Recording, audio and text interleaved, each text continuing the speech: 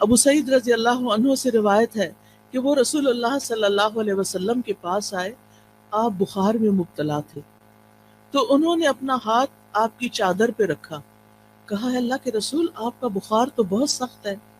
آپ نے فرمایا بے شک ہمارا حال اسی طرح ہوتا ہے، ہم پر آزمائش زیادہ سخت ہوتی ہے اور ہمارا اجر بھی زیادہ ہوتا ہے، یعنی جس کی آزمائش بڑی اس کا اجر بھی بڑا، جس کی تکلیف زیادہ اس کا ثواب بھی زیادہ۔ پھر انہوں نے پوچھا اے اللہ کے رسول لوگوں میں آزمائش کے لحاظ سے سخت کون ہوتا ہے؟ آپ نے فرمایا انبیاء۔ کہا پھر کون؟ آپ نے فرمایا علماء۔ کہا پھر کون؟ فرمایا نیک لوگ۔ اب ہونا تو یہ چاہیے تھا کہ جو نیک لوگ ہوں، یا عام طور پر لوگ یہی سمجھتے ہیں کہ اگر ہم نیک کام کر رہے ہیں، عبادت کر رہے ہیں، تو پھر ہماری زندگی میں تو کوئی مشکل نہیں ہونی چاہیے۔ نہیں، مشکلیں ہوتی ہیں ان کی زندگی میں، لیکن وہ برداشت کر کے خوشحال ہوتے ہیں، وہ دل سے خوش راضی رہتے ہیں، اور وہ سمجھتے ہیں کہ ہر لمحہ ہمارا اجر بڑھتا چلا جا رہا ہے، لہٰذا یہ چیز ان کو اطمینان دیتی ہے، اور وہ اس پریشانی پہ پریشان نہیں رہتے ہر وقت، بلکہ اللہ سبحانہ تعالیٰ کی طرف رجوع کرتے ہیں۔ نبی صلی اللہ علیہ وسلم نے یہ بھی فرمایا کہ ان کو یعنی نیک لوگوں کو بعض اوقات ایسی تکلیفیں آتی ہیں، کچھ لوگ آزمائش پر بھی خوش ہوتے ہیں بنسبت اس شخص کے جو کچھ دیے جانے پر خوش ہوتا ہے۔ یعنی عام لوگوں کا حال کیا ہوتا ہے کہ جب ان کو کچھ دیا جاتا ہے تو وہ خوش ہوتے ہیں، لیکن انبیاء اور نیک لوگ جب ان پر کوئی تکلیف آتی ہے تو خوش ہوتے ہیں، وہ سوچتے ہیں کہ ہمارے رب نے اس کام کے لیے چنا۔ اب رب کی بڑی حکمتیں ہوتی ہیں، وہ کسی پر اس کی وسعت سے بڑھ کے بوجھ نہیں ڈالتا۔ لا یکلف اللہ نفسا الا وسعها، اللہ کسی جان پر اس کی ہمت وسعت سے بڑھ کے بوجھ نہیں ڈالتا۔ لہا ما کسبت وعلیہا ما اکتسبت،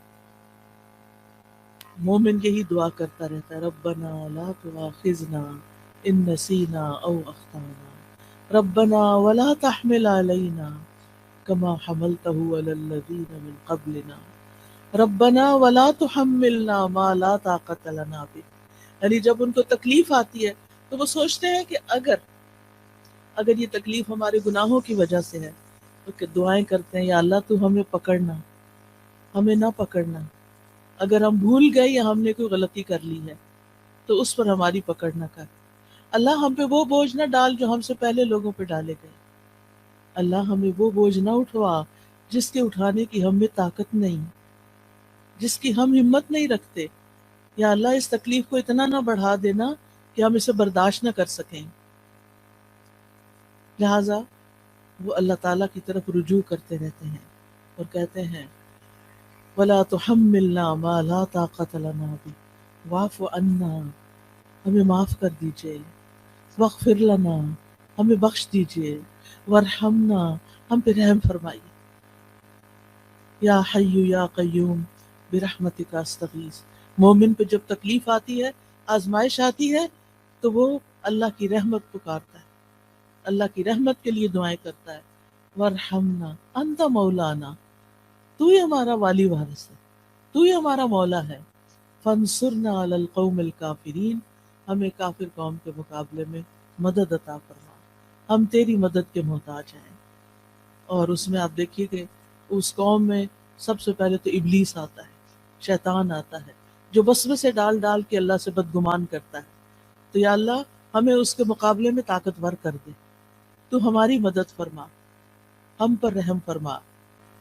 پھر اسی طرح ہم دیکھتے ہیں کہ نبی صلی اللہ علیہ وسلم ہر طرح کی تکلیفوں سے آزمائے گئے، یتیم پیدا ہوئے، ماں بھی فوت ہو گئی چھوٹی عمر میں، پھر دادا فوت ہو گئے، پھر چچا مددگار تھے عین مصیبت کے سال وہ بھی فوت ہو گئے، بیوی بڑی غمگسار تھی حضرت خدیجہ، وہ بھی فوت ہو گئی، پھر وطن سے پیار ہوتا ہے، حالات اتنے تنگ ہو گئے، آزمائشیں اتنی بڑی، 3 سال تو ایک گھاٹی میں گزارنے پڑے جہاں کچھ کھانے پینے کو نہیں تھا، اور پھر بالآخر مکہ چھوڑنا پڑا، چھوڑتے ہوئے کہا ہے مکہ تو مجھے سب سے پیارا ہے، اگر تیرے رہنے والے مجھے یہاں سے نہ نکالتے میں کبھی نہ جاتا یہاں سے۔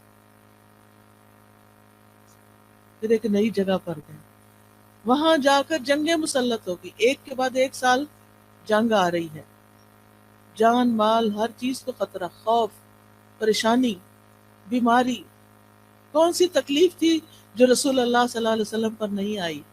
پھر آپ کے بیٹے بھی فوت ہو گئے، پھر حضرت ابراہیم جو چھوٹے تھے وہ پیدا ہوئے ماریہ قبطیہ سے، اور ان کی وفات پر آپ رو دیے، آپ کی آنکھوں سے آنسو گر رہے تھے۔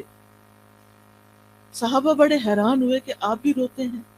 آپ نے فرمایا ان العین تدمع والقلب والقلب يحزن ولا نقول الا ما يرضى ربنا وانا بفراقك یا ابراہیم لمحزونون۔ آنکھیں روتی ہیں، دل غمگین ہوتا ہے، اور ہم وہی بات کہتے ہیں جس سے ہمارا رب راضی ہوتا ہے۔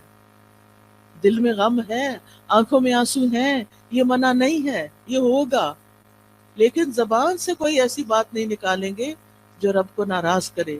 اور اے ابراہیم، تیری جدائی سے ہم بڑے غمگین ہیں، یہ تو ہمیں چھوڑ گیا ہے، ہمیں غم ہے۔ سوال یہ پیدا ہوتا ہے کہ یہ تکلیفیں آتی کیوں ہیں؟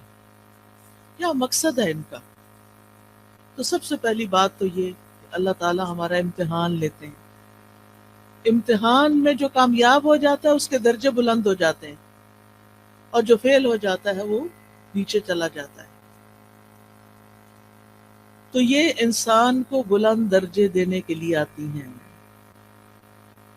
حدیث میں آتا ہے بے شک بندے کے لیے جب اللہ سبحانہ تعالیٰ کے ہاں ایک مقام مرتبہ مقدر ہو چکا ہوتا ہے، یعنی اس کو وہ بلند مقام دینا ہے، لیکن وہ بندہ اپنے اعمال کی بنا پر اس تک نہیں پہنچ سکتا، یعنی عمل اس کے کم ہے، درجہ اللہ کے ہاں بڑا لکھا ہوا ہے کہ اس کو یہاں تک پہنچنا ہے، تو اللہ تعالیٰ اسے اس کے اپنے جسم میں یا مال میں یا اولاد کی آزمائش میں ڈال دیتا ہے، کیونکہ اللہ نے اس کو بلند درجہ دینا ہوتا ہے۔